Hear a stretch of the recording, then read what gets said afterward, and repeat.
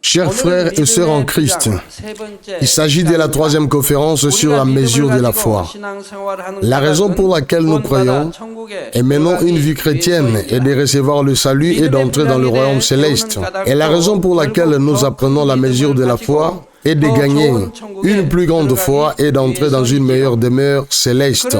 Mais le texte principal d'aujourd'hui, c'est Matthieu chapitre 11, verset 12, dit « Depuis le temps de Jean-Baptiste jusqu'à présent, le royaume des cieux souffre de violence et les hommes violents s'en emparent par la force. Le ciel est le royaume de Dieu qui est des lumières. L'ennemi diable et Satan ne peuvent s'en approcher. Alors, qui osera utiliser la violence et le prendre par la force? » J'étais très curieux de ces mots avant d'ouvrir l'église. Pourquoi faut-il entrer violemment dans le ciel? Cependant, j'ai d'abord écrit les choses que je ne comprends pas sur la Bible. Je les ai mises sur une liste et j'ai prié toute la journée pour recevoir la parole. Après, j'ai reçu la révélation de Dieu. Donc, tous mes doutes ont été répondus là.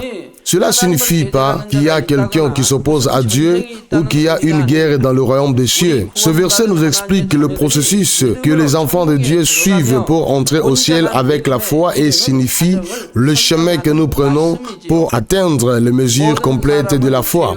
Tous les hommes étaient destinés à tomber en enfer à cause du péché, mais quiconque croit en Jésus-Christ peut être sauvé et entrer dans le royaume céleste. Mais l'ennemi, le diable et Satan continuent d'essayer d'empêcher les gens de croire en l'Évangile. Ils tentent même ceux qui ont déjà accepté le Seigneur des péchés aussi. Nous, les croyants, devons lutter contre cet ennemi, le diable et Satan, et prendre le royaume céleste par la force. Aujourd'hui, je vais vous parler de la manière dont vous pouvez prendre le royaume des cieux par la force et du type d'endroit où se trouve le royaume des cieux pour que vous puissiez le prendre par la force. Je prie au nom du Seigneur pour que vous puissiez prendre le royaume céleste par la force et surtout la meilleure demeure du ciel par la force à travers ce message. Frères, sœurs, bien-aimés, plus vous lutterez contre les mauvais esprits et les vaincre, plus vous pourrez accéder à une meilleure demeure au ciel. Mais il est dit que le royaume de Dieu souffre de violence depuis le temps de Jean-Baptiste jusqu'à maintenant. Jean le Baptiste était celui qui a préparé le chemin pour Jésus.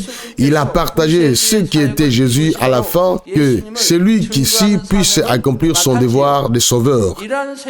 Donc, depuis le jour de Jean-Baptiste jusqu'à maintenant, symbolise les jours de Jésus-Christ et l'ère du Nouveau Testament où nous recevons le salut par la foi. Alors, comment pouvons-nous prendre le royaume des cieux par la force en cette ère du Nouveau Testament? Avant de m'expliquer sur ce point, passons rapidement en revue les différentes conditions de salut à l'époque de l'Ancien Testament et du Nouveau Testament. Avant l'époque de Jean-Baptiste, à savoir l'époque de l'Ancien Testament, c'était l'ère de la loi. Les gens étaient sauvés par les actes de respect de la loi. Les gens devaient respecter toute la loi. S'ils commettaient des péchés en violant la loi, ils devaient offrir des offrandes pour le péché afin d'être pardonnés de leurs péchés. Au contraire, l'ère du Nouveau Testament est l'âge de l'Esprit Saint et de la grâce. C'est parce que nous recevons le salut simplement en croyant au Seigneur Jésus, sans avoir à offrir des offrandes pour le péché. Nous sommes pardonnés de nos péchés par le sang de Jésus et la puissance du Saint-Esprit. Mais lorsque nous disons que le temps de l'Ancien Testament était un temps de loi et que maintenant c'est le temps du Saint-Esprit, beaucoup de gens comprennent mal cela. Ils pensent que les gens ont été sauvés en respectant la loi par des actions à l'époque de l'Ancien Testament et que maintenant, à l'époque du Nouveau Testament, ils peuvent pécher. Ils pensent que nous pouvons être pardonnés de nos péchés et recevoir le salut simplement en confessant de nos œuvres que nous croyons. Mais c'est une mauvaise idée à avoir. Recevoir le salut par nos actions et nos actes signifie que même si les gens avaient alors le mal dans leur cœur, tant qu'ils ne le montraient pas par leurs actes. Ils n'étaient pas condamnés. Cependant, à l'époque du Nouveau Testament, même si nous ne commettons pas de péchés par nos actions, si nous nourrissons de mauvaises pensées dans nos cœurs, cela revient déjà à commettre des péchés. Nous sommes condamnés comme des meurtriers. Si nous sommes cupides, nous sommes comme des voleurs. Si nous avons des pensées lubriques envers une femme, cela équivaut à commettre un adultère. Et si vous péchez vraiment par des actions, alors c'est un péché encore plus grand. Dans Galates chapitre 5, 19, verset 21, dit « Les actions de la chair sont manifestes. Ce sont l'immoralité, l'impureté, la sensualité, l'idolâtrie, la sorcellerie et l'inimitié, les querelles, la jalousie, les emportements, les disputes, les dissensions, les factions, l'envie, l'ivrognerie, la débauche et les choses semblables dont je vous ai averti, tous comme je vous ai prévenu, que ceux qui pratiquent de telles choses n'hériteront pas du royaume de Dieu. Je vous préviens, c'est-à-dire que d'innombrables prophètes de l'Ancien Testament ont prévenu que si vous commettez ce péché, vous ne serez pas sauvés. C'est-à-dire que vous mourrez ou irez en enfer. Je vous préviens ainsi, ceux qui font ces choses. Dans notre terme, vous ne pourrez pas entrer au paradis et cela signifie que vous irez en enfer. Ceux qui pratiquent les actes de la chair ou les œuvres de la chair n'hériteront pas du royaume des cieux. En dehors de cette partie, de nombreux passages de la Bible nous avertissent que ceux qui commettent des péchés n'auront rien à faire avec Dieu. La volonté de Dieu pour nous, qui vivons à cette époque, est que nous ne commettions pas seulement des péchés par des actions, mais que nous nous débarrassions aussi du mal dans nos cœurs. Est-il donc plus difficile pour les personnes vivant à l'époque du Nouveau Testament d'être sauvées que pour celles qui vivaient à l'époque de l'Ancien Testament? Ce n'est pas le cas. À l'époque de l'Ancien Testament, les gens devaient respecter la loi par leur propre force et effort. Maintenant, à l'époque du Nouveau Testament, nous pouvons nous débarrasser de nos péchés avec la puissance et la force du Saint-Esprit. Dans Romains chapitre 10 au verset 10 dit « Car c'est du cœur de l'homme croit ce qui entraîne la justice, et de la bouche qu'il confesse ce qui entraîne le salut. Ceux qui croient vraiment dans leur cœur pratiqueront certainement la loi. » Si nous croyons que Dieu est notre Père et que Jésus a pris la croix pour nos péchés, nous allons naturellement faire des efforts pour nous débarrasser de nos péchés. Si vous ne vous contentez pas de la garder comme une connaissance en écoutant la parole, mais que vous croyez vraiment en l'amour contenu dans la croix, vous pratiquerez la loi et deviendrez ainsi un homme juste dont Dieu sera satisfait. Ceux qui avaient l'habitude d'agir dans le mal agiront dans le bien, et ceux qui avaient l'habitude de tricher et de voler deviendront honnêtes. Ceux qui avaient l'habitude de se mettre en colère deviendront doux et patients. Je ne parle pas seulement du feu de s'abstenir de commettre des péchés parce qu'on est éduqué et qu'on a des manières soignées, mais nous devons nous débarrasser de la nature pécheresse elle-même dans nos cœurs et devenir justes. Les hommes ne peuvent pas se changer par leurs propres moyens. C'est n'est possible de grâce au sang précieux de Jésus-Christ et à la puissance du Saint-Esprit qui nous aide. Par exemple, les personnes du monde séculier trouvent qu'il est très difficile d'arrêter de fumer. Ils décident d'arrêter encore et encore, mais finissent par commencer à fumer. Et combien en est-il qui sont comme ça? Mais quand vous écoutez les témoignages de nos membres, même ceux qui étaient dépendants de l'alcool ou de la cigarette détestent d'approcher de n'importe quel type d'alcool ou même de cigarette. C'est après avoir reçu les œuvres du Saint-Esprit et après avoir accepté le Seigneur, ils avouent combien il leur a été facile d'arrêter. Avant de croire en Dieu, j'ai essayé d'arrêter de fumer parce que j'étais malade et quand ma santé n'était pas bonne. Après l'avoir acheté, je prends la décision de tout déchirer et de le jeter à la poubelle, de le diviser et de le jeter en pensant que maintenant je ne fumerai plus jamais. Je pensais que je l'avais découpé à fond,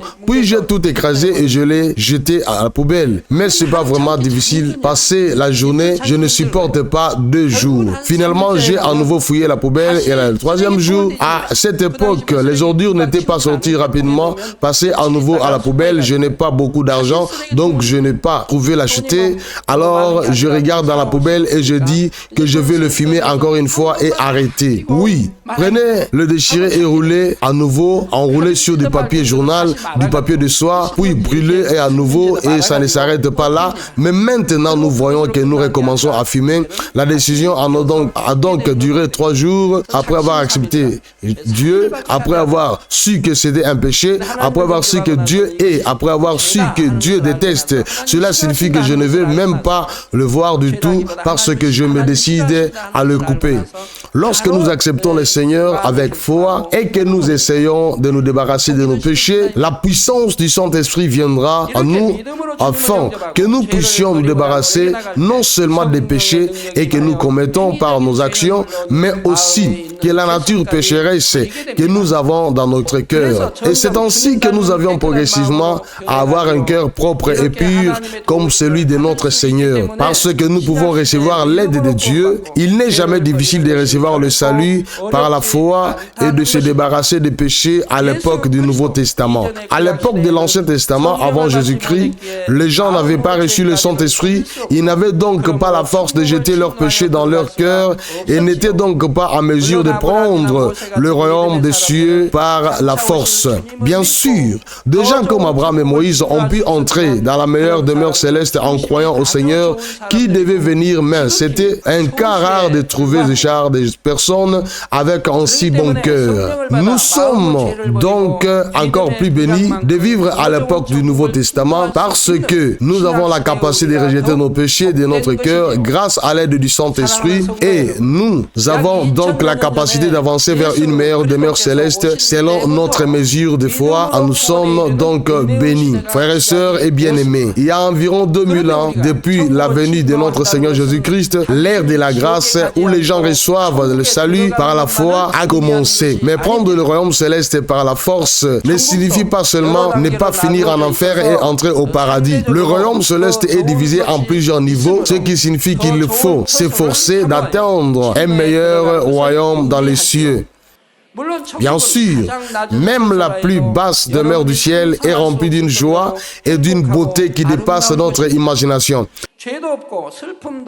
C'est un lieu où il n'y a ni péché, ni tristesse, ni douleur, ni même la mort. Il ne change jamais, ne périt jamais et n'est rempli que l'amour, la paix et la joie. Certains de vos parents viennent parfois voir le paradis avec leur âme avant de mourir. Il y a des gens qui meurent après avoir fait un testament à leurs enfants et à leur famille en disant « Vous devez bien croire au ciel, vous devez bien faire dans votre vie religieuse. »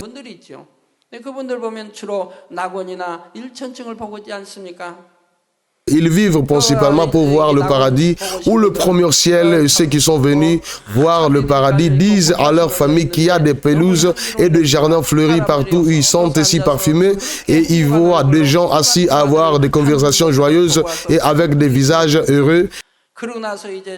Et puis il y a des gens qui disent il faut bien faire sa vie et des fois mourir peu un temps après.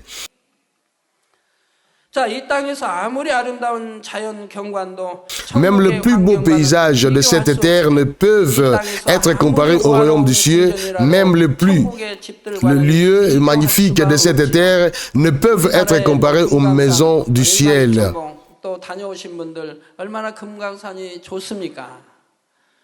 Ceux qui ont visité de beaux endroits en Corée, même si ce bel endroit est comparé au paradis du ciel, il ne se compare pas du tout.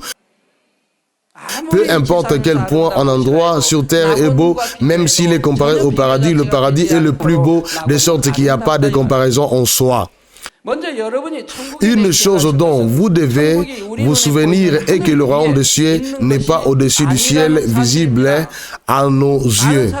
Beaucoup de gens comprennent mal le paradis et ils pensent qu'au bout de ce ciel que nous pouvons voir cette étoile lointaine, il y aura un autre ciel au-dessus des étoiles. Si les hommes prennent un vaisseau spatial et continuent à voler vers le haut, pourront-ils voir le royaume céleste? Non, n'est-ce pas le cas? Le royaume des cieux appartient au ciel spirituel et le ciel spirituel appartient à une autre dimension que des espaces physiques.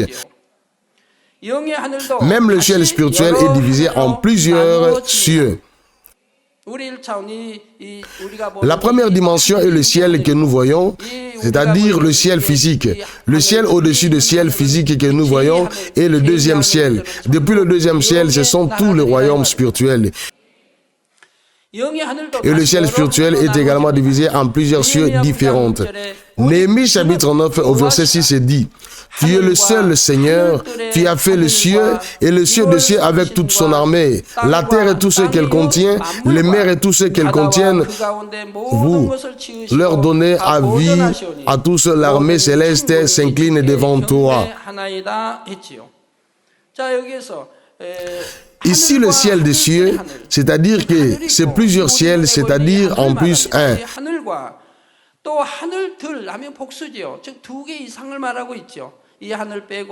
Le ciel des cieux, le ciel appartient à ce cieux, alors comprenez-vous le ciel des cieux.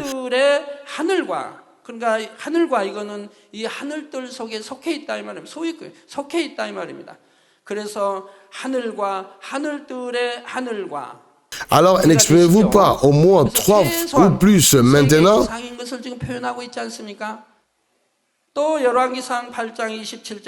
Aussi, 1 Roi chapitre 8 verset 27 dit: Mais Dieu habitera-t-il vraiment sur la terre? Voici le ciel est plus haut des cieux, ne peuvent les contenir, et encore moins cette maison que j'ai bâtie. De nombreux endroits dans la Bible est mentionné qu'il n'y a point pas qu'un seul ciel, comme il est dit, le ciel c'est le ciel des cieux. Ce mot est enregistré partout dans l'Ancien et le Nouveau Testament. En particulier, 2 Corinthiens chapitre 12 au verset 2 parle de l'esprit de l'apôtre Paul qui est monté au 3e ciel. S'il y a le 3e ciel, il doit y avoir le 1er et le 2e ciel, et il est possible qu'il y ait aussi un ciel au-dessus du 3e ciel, n'est-ce pas? A été amené au 3e ciel, alors bien sûr, il y aura le 1er ciel et il y aura le 2e ciel. Chacun de ces cieux a été expliqué en détail dans la lecture de la Genèse. Parmi les nombreux cieux du monde spirituel, le 3e que l'apôtre Paul a mentionné est le ciel où se trouve le royaume céleste. 2 Corinthiens chapitre 12 4 dit: Lui avoir l'apôtre Paul fut enlevé dans le paradis et l'endroit de parole exprimable. Il n'est pas permis à un homme de prononcer. Donc, je les contrôle parce que ce sera un sujet de test aujourd'hui, parce que nous vivons dans les derniers jours. Dieu m'a tout donné et maintenant je l'ai ouvert comme un livre, parce que nous devons sauver beaucoup de gens dans les derniers jours. Donc, l'endroit l'apôtre Paul a vu dans le 3e ciel était le paradis. Alors quel genre d'endroit est le paradis? Dans Luc chapitre 23 au verset 43, Jésus a dit à un criminel: En vérité, je te le dis, aujourd'hui, Dieu, le criminel sera avec moi et le Seigneur dans le paradis. Alors, les gars, ne vous ai-je pas toujours dit que la Bible ne doit pas toujours être lue littéralement, mais que vous devez connaître le sens spirituel de ce caractère? Quel malentendu surgisse si vous ne regardez que littéralement? Cela signifie que le voleur et notre Seigneur sont allés au paradis le jour où ils ont été condamnés. Mais la Bible dit-elle que notre Seigneur est allé au paradis? Non. Il prêcha aux esprits dans la prison, dans la tombe inférieure, et ressuscita après 3 jours. Le criminel a été crucifié à l'endroit même où Jésus a été crucifié. Juste avant de mourir sur la croix, il a accepté le Seigneur au dernier moment de sa vie. C'est donc un voleur et c'est un bon cœur. C'est pourquoi il a pu recevoir le Seigneur même lorsqu'il mourait. Il savait à peine la foi pour recevoir le salut, mais comme il n'avait pas le temps, il ne pouvait pas vivre selon la parole de Dieu. De plus, il n'a accompli aucune œuvre pour le royaume de Dieu et il n'a donc pas eu de récompenses célestes. Et le paradis est le lieu où entrent ceux qui acceptent le Seigneur et acquièrent la foi juste pour recevoir le salut comme ces criminels. C'est le niveau le plus bas du royaume des cieux. Il n'y a pas de paradis dans le ciel et qu'il y a le premier et deuxième royaume du ciel. Jésus a dit, vous serez avec moi au paradis. Mais cela ne signifie pas que Jésus est assis aussi au paradis. Jésus est le propriétaire non seulement du paradis, mais de tout le royaume céleste. Cela signifie donc que le criminel qui irait au paradis sera dans le royaume céleste avec le Seigneur. De plus, dans le chapitre 21 de l'Apocalypse, nous voyons un apport sur la ville de la Nouvelle Jérusalem qui l'apôtre Jean a vu. Il a déclaré qu'il s'agit d'une ville sainte et glorieuse avec 12 fondations et 12 joyaux. C'est la demeure la plus glorieuse du ciel. Il habite le trône de Dieu et c'est un lieu où ceux qui ont une grande foi, en gardant complètement la parole de Dieu et en la cultivant dans leur cœur, habitera. Entre la Nouvelle Jérusalem et le paradis, il existe de nombreux autres niveaux de lieux d'habitation. Par exemple, même dans un pays appelé États-Unis, il existe de nombreuses grandes villes, dont la capitale où travaille le président. Il existe également des villes de taille moyenne ou des petites et des zones rurales ou des îles éloignées des zones urbaines. Le royaume céleste est également divisé avec au centre la Nouvelle Jérusalem qui abrite le trône de Dieu. Lorsque Dieu m'a expliqué cela, il a divisé en 5 niveaux différents. Bien sûr, nous pouvons le diviser en plus de 5 niveaux ou le rendre encore plus simple. Mais Dieu me l'a expliqué en 5 niveaux pour que nous puissions le comprendre facilement. Si vous dites 5 niveaux, vous connaissez déjà les 5 niveaux. Mais y a-t-il d'autres niveaux que ces 5? Oui, il y a. Je l'ai déjà dit.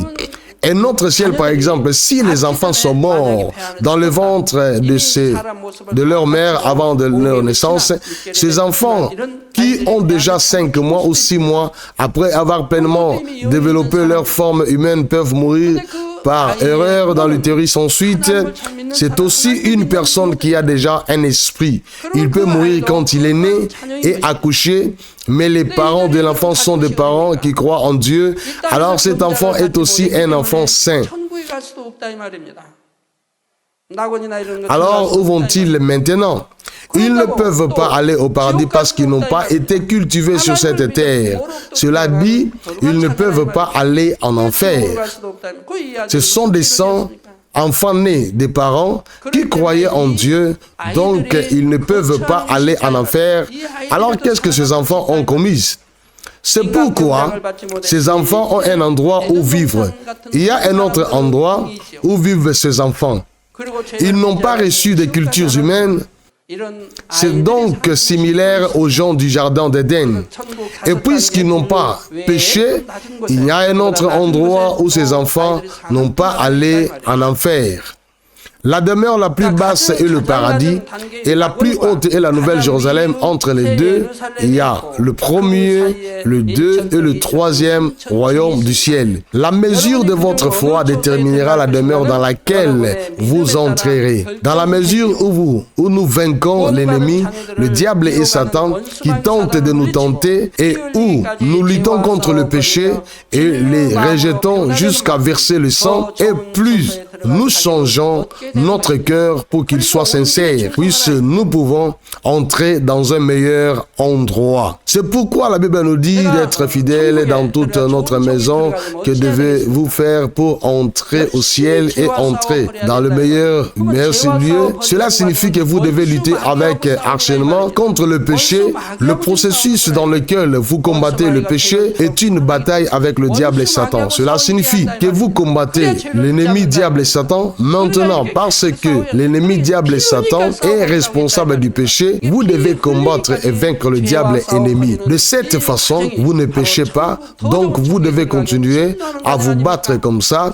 C'est pourquoi vous avez dit que vous vous battriez jusqu'au sang. Ce processus de lutte contre le péché au point de verser le sang est ce que vous faites pour entrer dans un lieu, dans un ciel meilleur. Donc au début, vous n'avez que les qualités pour aller au paradis, mais vous combattez le péché comme ça et vous n'y entrez violemment dans la Nouvelle Jérusalem. Comprenez-vous, dans la mesure où votre foi grandit, ainsi vous aurez des qualifications pour entrer dans une meilleure demeure céleste, et c'est ce que signifie prendre le royaume céleste par la force. Dans le texte principal de ce jour, Matthieu chapitre 13, 31 et 32, Jésus nous a donné une parabole sur le royaume des cieux et est pris par la force. Il est dit, le royaume des cieux est semblable à une graine de moutarde qu'un homme a prise et sémée dans son champ. Elle est plus petite que toutes les autres graines, mais quand elle a poussé, elle est plus grande que les plantes du jardin et devient un arbre, de sorte que les oiseaux du ciel viennent faire leur nid dans ses branches. La graine de moutarde est l'une des plus petites de toutes les graines, et elle a la taille d'un petit point d'un stylo à billes. Et pourtant, il devient si grande que les oiseaux se nichent de la même manière. Notre foi, peu importe qu'elle soit petite au début ou aussi petite qu'une graine de moutarde, si vous vivez bien votre foi, cette foi grandira. La foi de ceux qui viennent d'être sauvés n'a que la taille d'une graine de moutarde. Mais s'ils sèment la graine dans le champ de leur cœur et qu'ils en prennent soin et la laissent pousser, leur foi grandira et deviendra un arbre grand et des épées qui peut résister à toutes sortes de tempêtes. Tout comme de nombreux oiseaux nichent et se reposent dans de grands arbres, ceux qui ont une grande foi peuvent embrasser de nombreuses âmes. Ils peuvent planter la vie dans ceux qui ont une foi faible et leur donner un repos spirituel. Si vous pouvez embarrasser de nombreuses âmes dans votre cœur, cela signifie que vous avez un cœur large. Et dans le royaume céleste, vous habiterez un endroit plus grand et plus beau dans le royaume céleste. On dit que voir une réponse avec un cœur plein d'amour et de vertu à un grand cœur, par conséquent, une telle personne peut embrasser toutes les personnes. C'est un vaisseau, un grand cœur qui embarrasse à toutes sortes de personnes, les riches, les pauvres, les incultes et les instruits, les incultes et les pécheurs, ainsi même au ciel. Vous irez dans un bon endroit du ciel. Le pays mentionné dans la Bible ici fait référence au terrain du royaume des cieux. On lui donne une grande terre. C'est pourquoi, dans Matthieu chapitre 5, au verset 5, dit « Heureux les doux, car ils hériteront la terre. » Recevoir la terre en héritage signifie ici la grande place pour vivre lui et donner en ciel. Chers frères et sœurs en Christ, depuis que j'ai été un nouveau croyant, je désirais ardemment le royaume céleste et j'imaginais beaucoup de choses. Mais lorsque Dieu m'a expliqué le royaume des cieux, comme une réponse à mes innombrables prières, je réalisais que toutes mes imaginations étaient dénuées de sens. Même si nous imaginons les meilleures choses, les plus belles et les plus splendides de cette terre et que nous essayons de les comparer au ciel, elles ne peuvent être comparables au royaume céleste. Parfois, les gens parlent de paradis lorsqu'ils font référence à de très belles choses sur cette terre. Mais même la plus basse demeure du ciel, le paradis, est bien plus belle que le plus bel endroit sur cette terre. Il n'y a pas de comparaison en soi. Je n'aime pas le tourisme même quand je vais à l'étranger. Pourquoi?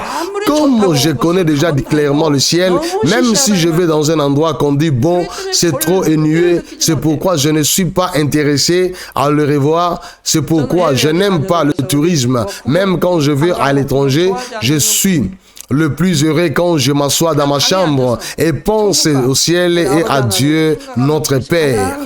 Je veux dire, peu importe la qualité des choses sur terre ou du divertissement, elles ne sont pas bonnes pour moi parce qu'elles ne sont rien comparées au ciel. Dieu a rendu ce monde physique si beau que nous n'y resterons que pour une courte période. Alors combien plus Dieu aurait-il fait le royaume céleste où il vivra avec ses enfants pour toujours? Au ciel, même la route est faite d'or pur et du sable doré et argenté et placée autour de la rivière de l'eau de la vie qui coule du trône de Dieu. Des poissons aux couleurs magnifiques nagent dans l'eau claire qui brille comme des bijoux, et la beauté et l'arôme d'une seule fleur et d'une seule feuille ne peuvent être comparés à rien sur cette terre. La couleur elle-même est si belle et la taille aussi. Et vous pouvez parler avec ces oiseaux ou avec les poissons et avec cette bête et avec les arbres. Là-bas, parler, quel plaisir de pouvoir avoir cette conversation.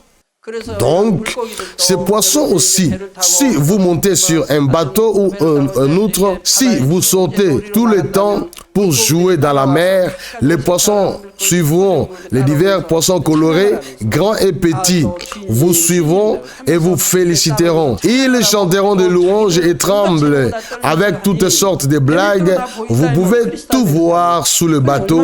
Cela signifie, vous montez sur le bateau de cristal.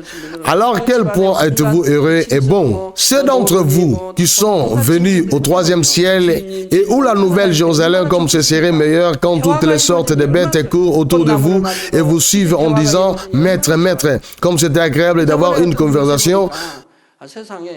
Comme c'est agréable d'avoir une conversation maintenant, même si vous touchez l'arbre et la fleur. J'ai vu des nouvelles la dernière fois. Pendant ce temps, il sera le chien et ses bras et couchera avec lui.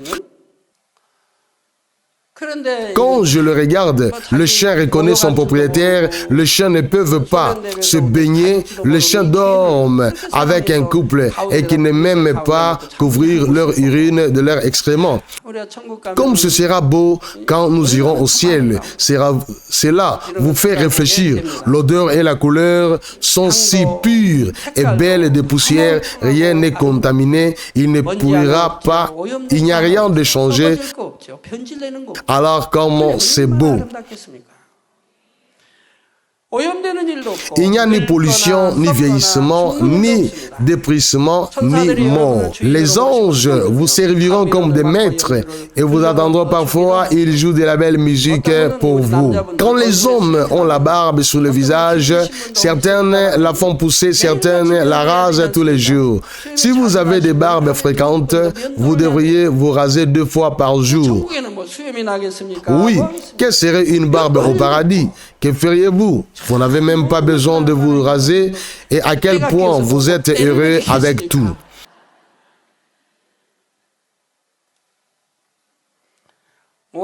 Quel genre de tâches allez-vous enlever? Pourquoi voudriez-vous aller aux toilettes? Vous n'avez pas besoin d'aller aux toilettes et vous ne prenez pas de poids même si vous mangez. Vous mangez et vous ne mangez pas de graisse du ventre et plus vous mangez, plus vous êtes de plus en plus heureux. Donc vous mangez toujours quand vous en avez besoin. L'ange connaît le lit, le cœur du maître, cueillit divers fruits qu'il veut manger dans un panier d'or et l'apporte au maître. Vous ne travaillez pas dur en labourant le sol, en vous amusant simplement assis sur un banc doré, avec du sable doré et du sable argenté, à parler et à jouer avec amour. De plus, les fruits à manger sont de beaux fruits. Il y a 12 fruits qu'on cueillit par un ange. Vous n'avez pas besoin de le couper, vous voulez les manger, pas besoin de couteau, pas besoin de l'éplucher. Le fruit est propre, vous pouvez donc le manger tel qu'elle est. Quand vous le mangez, vous n'êtes pas rassasié. Il n'est pas digéré et il est juste absorbé et il ressort promptement. Cependant, il n'est pas nécessaire d'aller aux toilettes et à quel point chacun d'eux serait heureux. Vous demeurez à jamais dans un bonheur inexprimable avec Dieu, la Trinité et vos proches. En particulier, les enfants de Dieu qui entraînent dans la Nouvelle Jérusalem jouiront de la gloire et de l'honneur dont même le plus grand empereur sur cette terre ne peut jouir. L'apôtre Paul a acquis une si grande espérance rien qu'en voyant le paradis et il a ainsi pu prendre son chemin avec joie bien qu'il ait affronté tant de souffrances pour le Seigneur. Si vous parvenez clairement à connaître le royaume céleste, vous réaliserez que ces choses sur cette terre n'ont aucun sens. Vous vous débarrasserez de tous vos désirs mondains et de vos convoitises insignifiantes, vous transformez selon la parole de Dieu et vous tenterez de prendre le royaume céleste par la force. Le contenu que Dieu m'a fait connaître sur le royaume des cieux est publié dans le livre Ivan.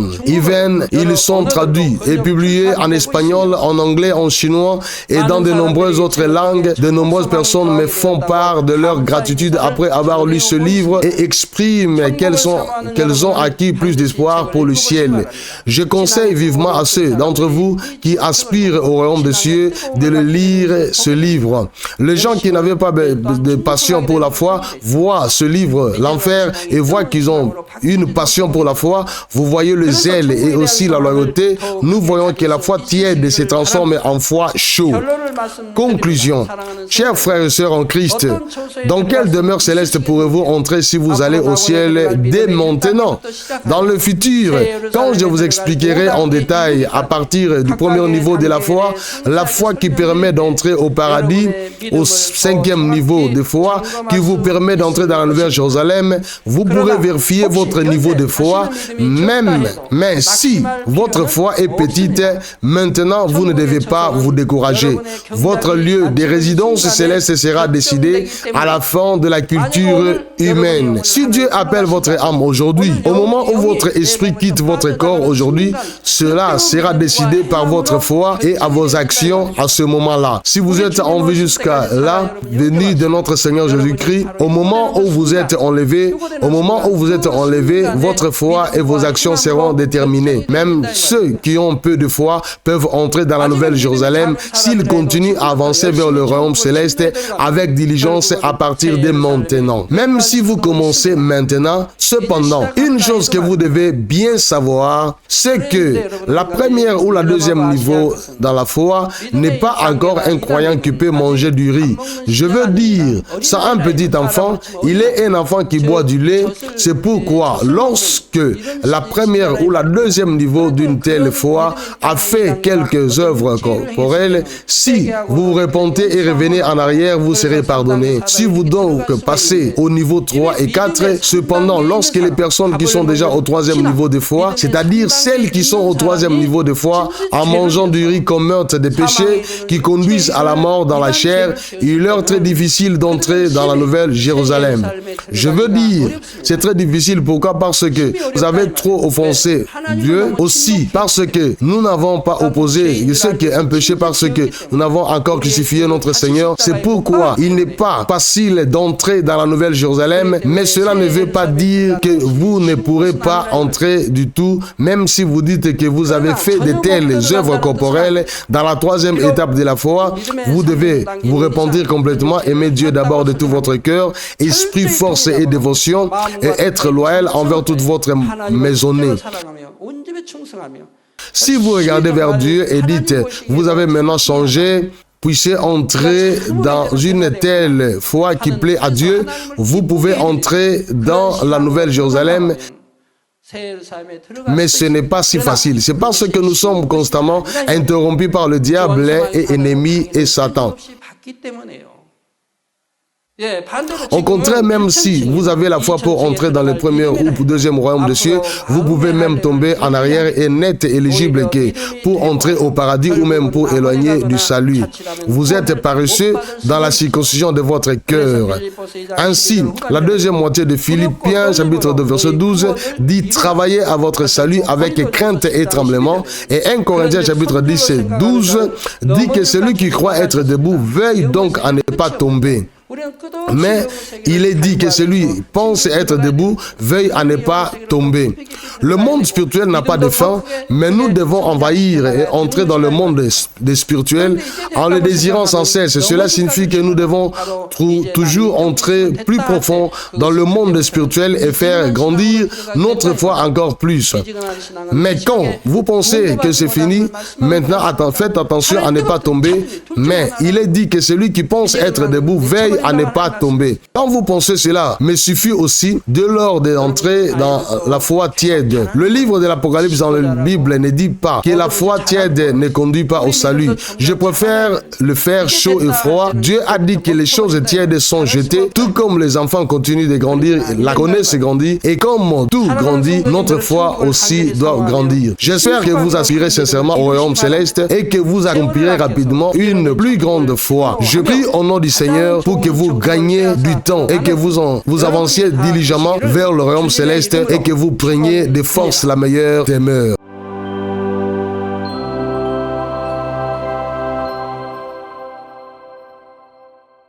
Lui a perdu d'amour tout-puissant, impose tes mains sur tous les croyants qui reçoivent ses prières. Montre tes œuvres qui transcendent le temps et l'espace à ceux qui reçoivent ces prières sur Internet et la télévision via satellite dans les églises branches et les sanctuaires locaux et à tous les enfants de Dieu dans le monde. Donne-leur la foi de croire du fond du cœur. Chasse les pensées négatives et les doutes et chasse toute espèce d'épreuve et de difficultés. De la tête aux pieds, toutes les entrailles, les articulations, les nerfs, les tissus et les cellules, quelle que soit la partie malade, brûlée par le feu du Saint-Esprit et agit par la lumière originelle. Au nom de Jésus-Christ, je commande l'ennemi diable et Satan, toutes les maladies, les germes et les virus et les infirmités, allez-vous-en, que la lumière brille. S'il te plaît, brûle toutes leurs maladies incurables et en phase terminale avec le feu du Saint-Esprit. Élimine toutes les maladies endémiques, y compris le paludisme. Que toutes les maladies contagieuses, y compris le rhume, la grippe et la fièvre, disparaissent. Protège les enfants de Dieu de toutes sortes de germes et de virus. Guéris-les de tous les cancers de l'estomac, du poumon, du foie, du sein, de l'utérus et de l'intestin, que le sida, la leucémie, l'apoplexie cérébrale, l'hypertension et l'hypotension, tension artérielle, le diabète, les problèmes thyroïdiens, les maladies cardiaques et pulmonaires et féminines et toutes les inflammations quittent. Laisse-les être guéris de la poliomyélite, des accidents vasculaires cérébraux, de l'arthrite et des hernies discales. Que les maux de dos, les maux de tête, et les névralgies et toutes les autres douleurs disparaissent. Que l'épilepsie, l'autisme, la dépression, la névrose et d'autres maladies mentales disparaissent. Que tous les paralytiques se lèvent, sautent et marchent. Que leur mauvaise vue soit rétablie et que leur force auditive devienne normale. Que les aveugles reçoivent la vue, les sourds entendent et les muets parlent. Guéris les enfants de Dieu des suites de toutes sortes d'accidents. Répare les os brisés. Restaure les enfants de Dieu des brûlures. Que la chaleur et la sensation de brûlure disparaissent. Père, agis qu'il ne reste plus de cicatrices. Guéris toutes sortes de toxicomanie, d'empoisonnement et d'abus de substances. Fais revivre les cellules et les nerfs morts. Ramène les morts à la vie. Donne la bénédiction de la conception. Recevez la bénédiction de la conception. Au nom de Jésus-Christ, je commande l'ennemi diable et Satan, le prince de la puissance de l'air, les forces du mal des lieux célestes et leurs serviteurs. Allez-vous-en. Allez-vous-en tous esprits méchants, impurs, fous et trompeurs, et toutes les forces des ténèbres. Délie les liens de la méchanceté et fait que toutes les puissances des ténèbres les quittent. Que la lumière brille. Père Dieu, donne-leur la foi, la force de crier dans la prière et la force de rejeter les péchés et de se sanctifier. Comme leurs âmes prospèrent, que tout se passe bien avec eux et que leur famille soit évangélisée. Protège-les de toutes sortes d'accidents et de désastres tout au long de cette semaine et bénis-les pour mener une vie prospère sans aucun problème. Avec les murs enflammés du Saint-Esprit et l'armée céleste et les anges, et avec des yeux flamboyants, protège tous tes enfants, leurs familles, leurs lieux de travail et leurs champs d'affaires. Donne aux élèves la sagesse et l'intelligence, et donne-leur l'enthousiasme et la ferveur pour étudier. S'il te plaît, garde leur cœur et leurs esprits des choses mondaines et laisse-les aimer Dieu avec plus de ferveur. Quoi que les enfants de Dieu mangent ou boivent ou quoi qu'ils fassent tout pour te glorifier, Père Dieu. Qu'ils soient capables de témoigner au sujet du Dieu vivant en disant « J'ai rencontré et expérimenté Dieu et j'ai reçu ses réponses et bénédictions. » Père Dieu, merci, sois glorifié seul. Au nom de notre Seigneur Jésus-Christ, je prie. Amen.